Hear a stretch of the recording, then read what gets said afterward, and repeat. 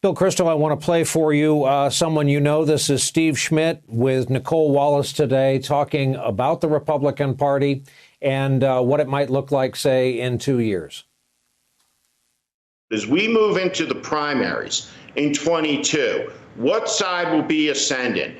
The vestigial Republican side that tried to go along to get along, or the QAnon coalition of Marjorie Taylor Greene? Who will win these primaries?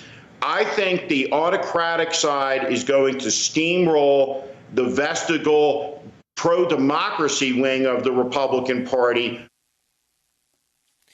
Bill Kristol, he makes a good point. GOP has a member of Congress now who's a full-on QAnon person, thinks 9/11 was an inside job, thinks Marjorie Stoneman Douglas High School shooting was staged.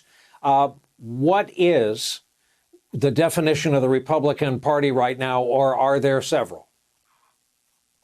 There are several, but unfortunately the largest right now, I think, is Trump loyalist. And part of that Trump loyalist faction is true conspiracy theorists and kooks and extremists who have not been repudiated. For me, that's the huge thing. You cannot have a serious political party, a responsible party that tolerates this on the extremes. You need to draw some lines. Otherwise, I think Steve Schmidt's right. The extremes start to gobble up the right wing, and the right wing starts to gobble up the center, and you end up with a party that's terrified of its most extreme members.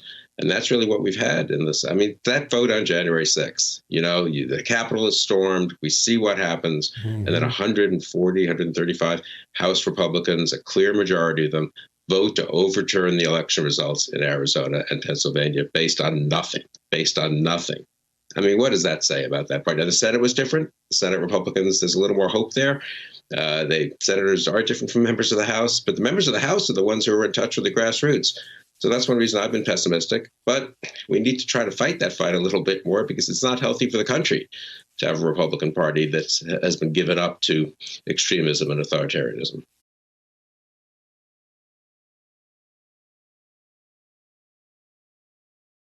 Hey, thanks for watching our YouTube channel. You should know that you can follow today's top stories and breaking news and catch up on your favorite MSNBC shows all in one place.